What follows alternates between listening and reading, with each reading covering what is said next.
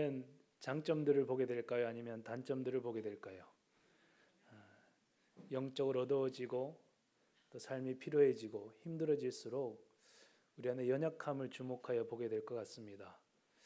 나는 왜 이거밖에 안 되고 내 안에 이런 연약함밖에 없는지 그것만을 주목하여 보게 될 때가 많습니다. 영적으로 어두워질수록 더 그렇겠죠. 그런데 부모가 자녀를 어릴 때부터 바라볼 때는 이 아이의 단점도 보이지만 많은 장점들이 보이죠. 이에 가지고 있는 장점들, 아름다움들을 부모님들은 많이 발견하게 됩니다. 저도 저희 어머니께서 항상 저에게 잘생겼다고 얘기해서 정말 그런 줄 알았더니 제 아내는 얼굴 빼고 다 골랐다라고 얘기하더라고요. 얼굴만 보지 않았다라고 해서 그게 사실이구나라는 걸 깨달았습니다. 하나님께서 우리에게 그것을 원하신다고 생각합니다.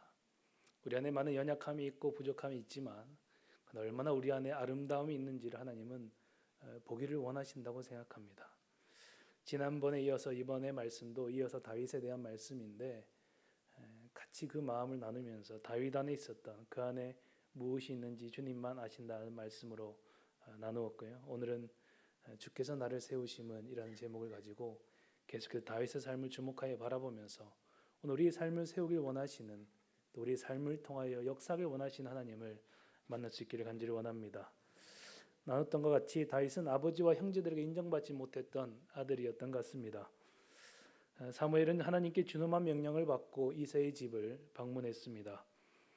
사울을 세우기 전에 이스라엘의 지도자였던 사무엘, 그리고 지금도 여전한 영적인 지도자인 사무엘이 이새의 집을 방문하기 위해 베들레헴에 도착했을 때 그 성읍의 장로들이 나왔다고 성경 기록하고 있습니다. 그리고 떨며 그를 영접했다 이렇게 기록하고 있습니다.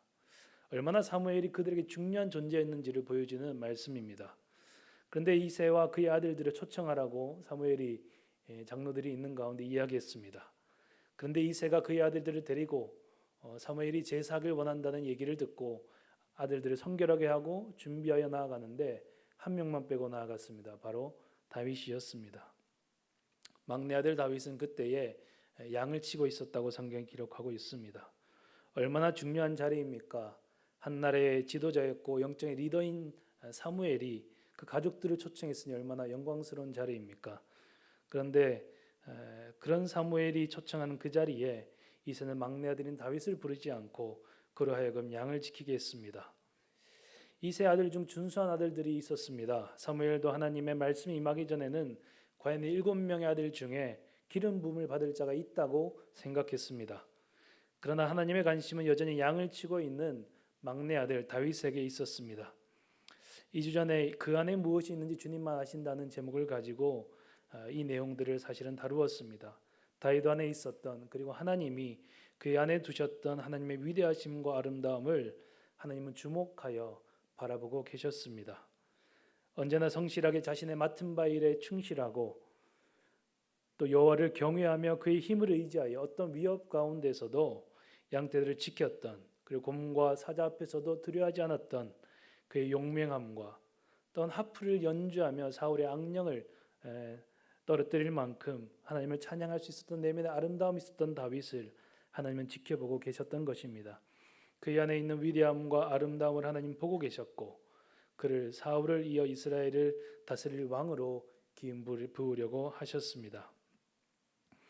하나님의 말씀과 같이 사람의 외모를 바라보지 아니하시고 그 안에 있는 중심을 바라보시는 하나님이셨기에 다윗 안에 무엇이 있는지 하나님은 정확하게 알고 계셨습니다.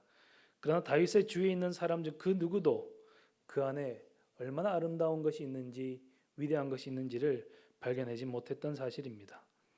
하나님은 그것을 발견하시고 그의 가족들 앞에서 1차적으로 다윗의 가족들 앞에서 그에게 사무엘에게 명령하시기를 이가 그니 일어나 그에게 기름을 부으라라고 말씀하셨습니다. 적어도 그때 가족들은 과연 이 다윗이 하나님의 기름 부음을 받을 자였구나 하는 사실을 깨달았을 것입니다. 우리가 알지 못했던 이 안에 있었던 아름다움과 위대함을 하나님은 바라보고 계셨음을 그들이 깨달았을 것입니다. 그리고 오늘 말씀을 보면 이제는 하나님께서 그 다윗을 이 기름 부음 받은 자 다윗을 만민 앞에서 드러내려고 하십니다. 때가 찼고 하나님은 다윗을 사람 앞에 세우려고 하십니다. 하나님이 보시기에 아름다우며 이스라엘을 다스릴 만큼 용맹하고 하나님을 의지하며 경외할 줄 아는 그를 이제 사람 앞에서 드러내려고 하시는 것입니다. 시골의 베들레헴 작은 마을에 이새의 8번째 아들로 태어난 바로 그 소년을 이스라엘의 모든 사람이 보는 앞에서 세우실 자리를 만드신 것입니다. 그 안에 있는 아름다움과 위대함을 만민 앞에 드러내시는 것입니다.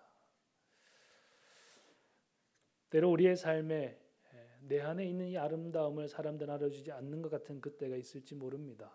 사람들은 보는 것만 보기 때문입니다. 그 안에 무엇이 있는 것까지 들여보려는 마음은 없습니다. 외모적으로 외형적으로 그것만 바라보아도 이미 많은 판단을 내리기 때문이죠. 그러나 우리가 하나님 앞에 다윗과 같이 겸비한 마음으로 매일 이 삶을 살아간다면 하나님은 반드시 사람 앞에서도 우리를 세우실 것입니다. 하나님은 다윗을 드러내기 위해 먼저 상황을 만드셨습니다. 준비하십니다. 블레셋 군대가 이스라엘을 치기 위해 왔습니다. 블레셋과 이스라엘이 이 산과 저 산에 진을 치고 골짜기를 사이에 두고 전쟁을 하려고 했습니다. 블레셋에는 그들을 대표하는 유명한 장수가 있었는데 우리가 잘 아는 바로 골리앗입니다. 그는 누가 보아도 용맹한 장수였습니다. 그의 키는 약 3m에 달했고 2m 93cm에 달하니까 3m에 달했고 갑옷의 무게는 57kg에 달했다고 합니다. 창날의 무게만 7kg에 달했다고 합니다. 외모로도 감히 접근하기 힘든 신체적 조건을 가지고 있었고 완벽하게 무장한 장수였습니다. 또한 이미 많은 전쟁터에서 검증된 용사였기 때문에 경험적으로도 뛰어난 용사였습니다. 그랬기에 이 블레셋 사람 골리앗이 40일 동안 성경에 보면 40일 동안 이스라엘 사람들과 그들이 섬기는 야훼 하나님을 모욕했음에도 불구하고 누구 하나 나서서 그를 대적하겠다고 한 자가 없었다는 것입니다. 다윗은 그때 자신의 집과 이 사울이 있는 전쟁터를 왕래하면서 이 사실을 지켜보았고 그리고 그의 입술로서 이 할례받지 않는 블레셋 사람이 누구이기에 살아계시는 하나님의 군대를 모욕하겠느냐라고 이야기했습니다. 그 이야기를 들은 이가 사울에게 그 말을 전했고 사울은 다윗을 불렀습니다. 다윗은 사울 앞에서 자신이 골리앗과 더불어 싸우겠다고 말했으나 사울은 너는 소년이므로 그럴 수 없다고 했습니다. 그러면서 골리앗은 어려서부터 훈련된 용사이고 너는 양을 치던 소년인데 어찌 싸움이 되겠느냐며 사울은 다윗을 만류했습니다. 그때 다윗의 고백이 이렇습니다. 다윗이 사울에게 말하되 주의 종이 아버지의 양을 지킬 때에 사자나 곰이 와서 양떼에서 새끼를 물어가면 내가 따라가서 그것을 치고 그 입에서 새끼를 건져내었고 그것이 일어나 나를 해하고자 하면 내가 그 수염을 잡고 그것을 쳐 죽였나이다.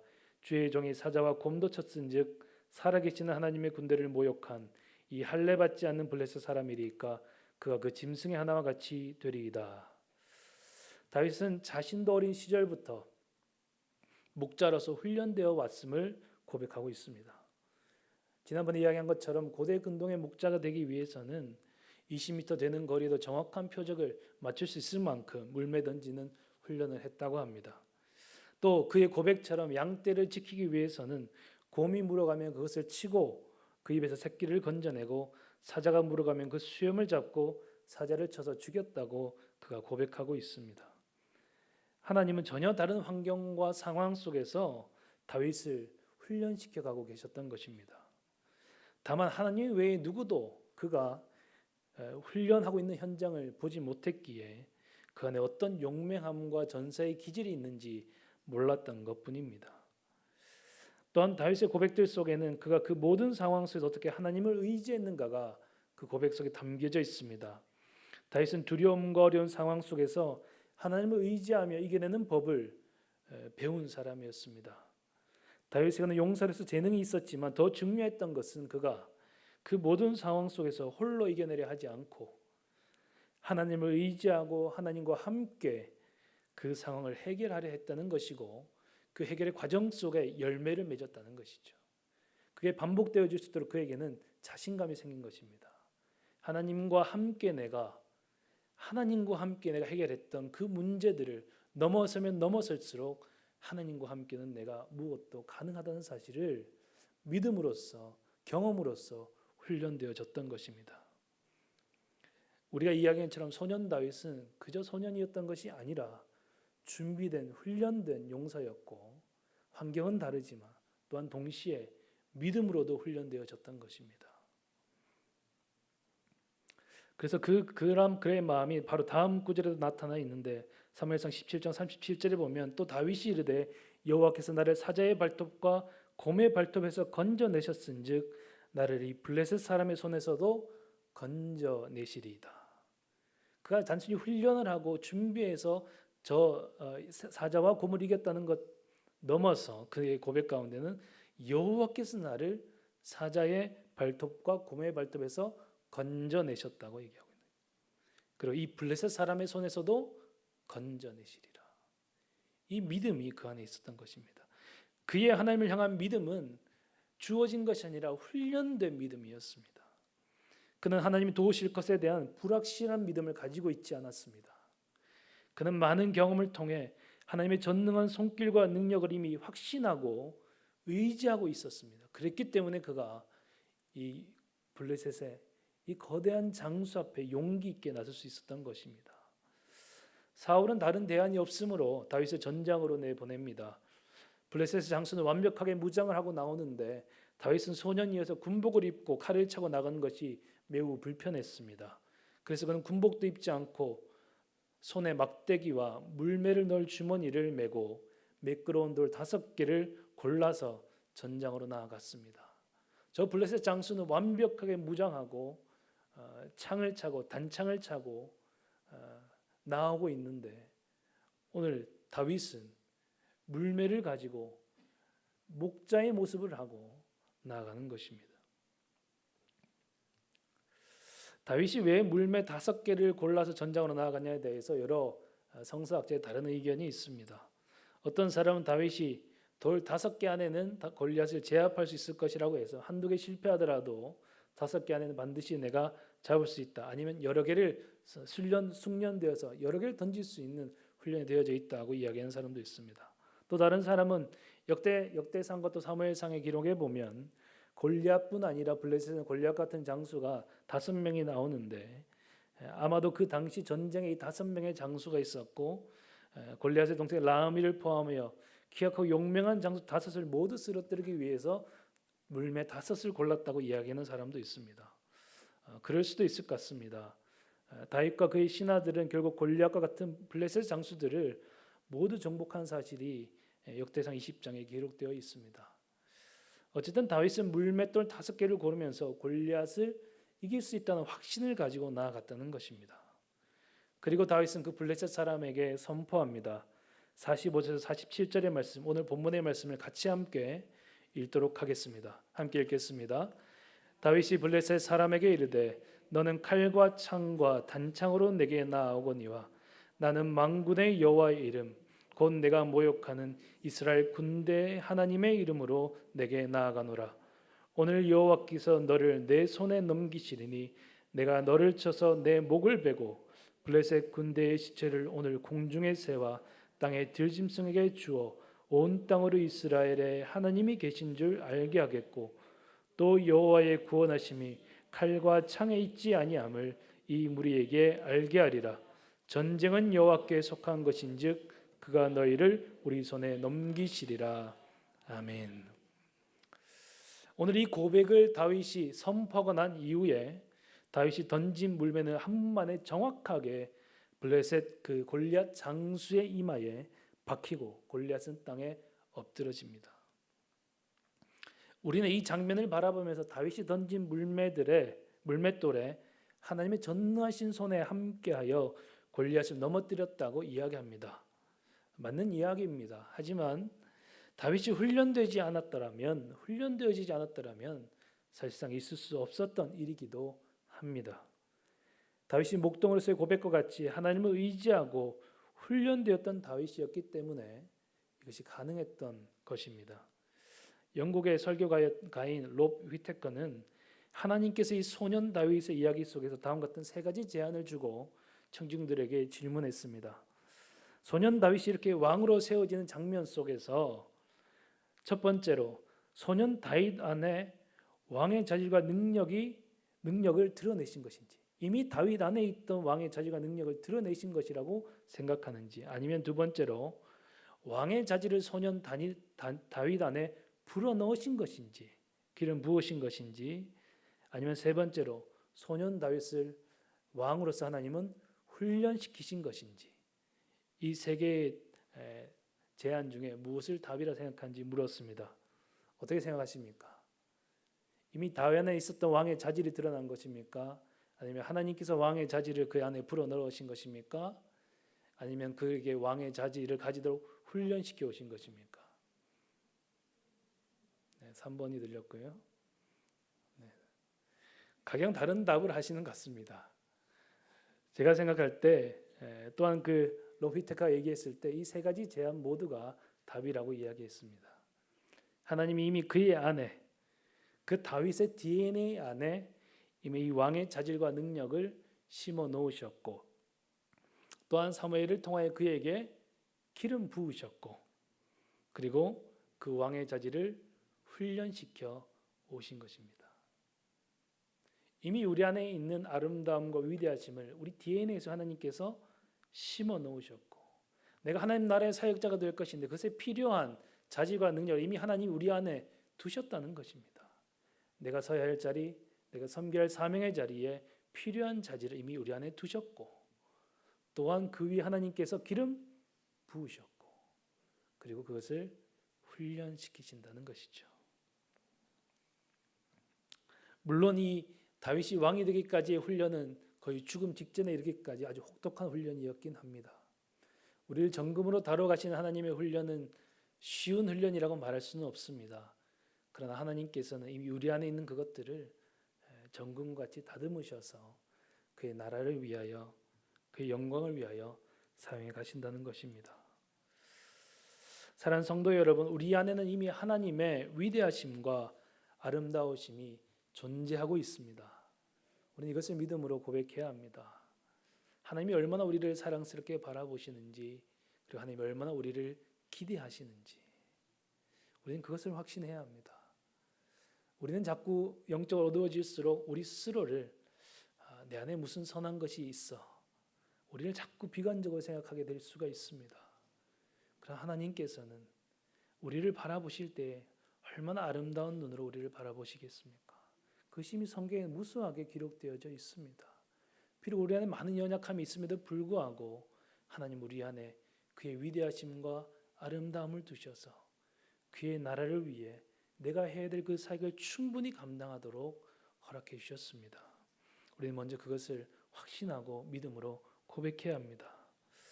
그러나 동시에 우리는 하나님의 영이 우리에게 기름 부으시기를 소원해야 합니다.